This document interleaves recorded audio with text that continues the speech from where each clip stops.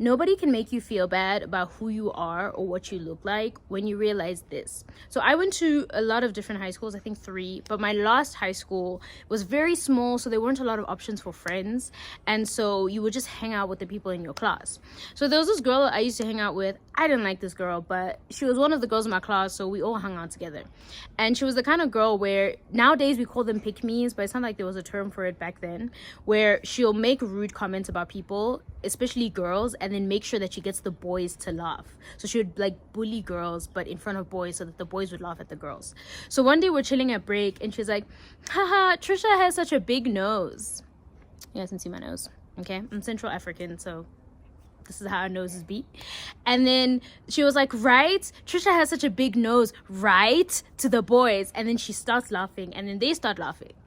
And I look at her and I'm like, it's my mom's nose. And she was like, yeah, and it's big. I was like, yeah, because my mom is Mkongo. We're Bakongo. If you Google Bakongo people, we have relatively large noses by other people's standards. But when you come from a tribe where everybody has a nose like this, your nose stops being big. It's just a nose.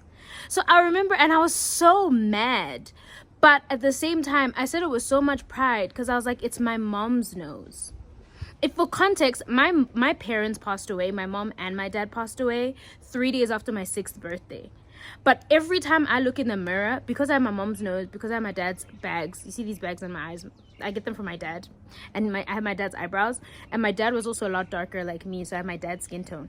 Every time I look in the mirror, my mom and my dad are staring right back at me. Like, my face, my features, my life is proof that my mom and dad existed. So when she was like, haha, you have a big nose, I'm like, yeah, I have my mom's nose, aka the greatest woman I've ever known. Same thing with people teasing me because I was dark. So there was another instance where I was in high school. Same girl, by the way, but shame, no beef with her. Like, I hope she's happy wherever she is. I was choosing a profile picture for, I think, was it BBM or WhatsApp at the time? I don't remember. I think it was BBM. Remember Blackberries? So I was choosing a profile picture, and I see this picture that I really like. I was like, "Ooh, what about this?" And we're with a group of girls. I was like, "Okay, what about this picture?" And in the picture, there wasn't a lot of lighting, whatever. So I looked even darker than I am, right? But I looked fire, bro. I looked so pretty, in my opinion. And I was like, "Oh, what about this picture?" And she's like, not that one. You look so dark." And then there's this like collective silence where everybody acknowledges what happens, but nobody says anything. And I look at her and I'm like, "Yeah, because it's my skin tone." And she's like, okay. And so I put that picture on purpose. I'm like, I'm sorry, am I supposed to feel ashamed of the fact that I have my father's skin tone, aka the greatest man I've ever known? When you realize, there's this quote that I love from Les Brown, my favorite motivational speaker in the world. He says, when you know the why for living, you can withstand almost any how. When you know why you feel some type of way about something, nobody can tell you anything. Nobody can make me feel bad about the size of my nose. It's my mother's nose. Looking in the mirror is proof to me that my mom existed, that she was here. She's here.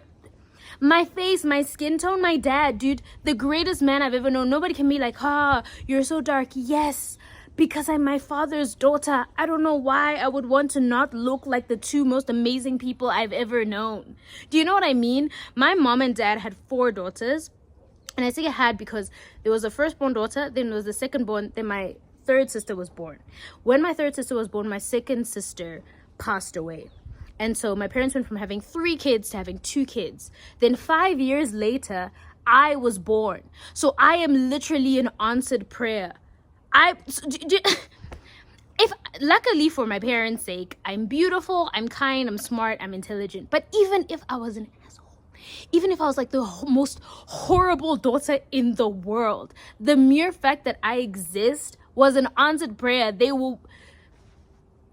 Do you understand what I'm saying? Sometimes, and as much as people will be like, oh, it's not that deep, like self-esteem is just about aesthetics and looks and all of that stuff. But when you look deeper into who you are, into why you exist, how you exist the way that you are, nobody can make you feel bad about that. Are you kidding me? My parents went from grieving, and I recently watched When Life Gives You Tangerine, and I cried so hard because I saw for the first time what my parents must have been going through when they lost their child. And then I came along. Can you imagine? They went from having 3 kids to 2 kids and then 3 kids again because of me, because I was born. Can you imagine the celebration that my mom must have had when she found out she was pregnant with me? Just the fact that I exist was enough to bring so much joy to a couple. And then you're going to turn around years later and be like, ha ha ha, you're so dark, or you have such a fat nose. So my existence is a celebration. Are you kidding me? Are you actually joking? Every time I look in the mirror, my features are a reminder that my mom and dad were here, that they lived a life, that they loved each other, that they existed. So nobody can now in turn try to make me feel bad because everybody's getting nose jobs. Like, Trisha, you should consider getting a nose job. Why? Why would I erase my mom from my face? Or, Trisha, you should try bleaching your skin. Why? Why would I erase my dad from my face? Why would I do that? So when you know the why for living, you can withstand almost any how. When you know the why for loving yourself, the why for feeling yourself, I mean, just the fact that you exist. If one day your grandma was just like, I have a headache, done, you don't exist. Your parents wouldn't exist, you wouldn't exist. If one day my mom was just like, I don't feel like it, I wouldn't exist. But I'm here. Do you understand that? I talk about my future children, my future grandchildren all the time. And just the fact that they don't even exist yet, but I know that I'm going to love them because they're mine. And that's how your parents felt about you. That's how you, even if your parents didn't, let's say you were unplanned or you don't have the greatest parents, that's fine too. Your grandparents, your ancestors, literally every decision that they've made equated to you existing. So you're perfect just because you exist. The odds of you existing are so almost borderline impossible, and yet here you are. So nobody can make you feel bad about who you are, about what you look like, when you realize that you existing is enough. You're perfect because you exist. So I hope that helps you guys, and I'll see you guys in the next video. Bye. Okay, let me go.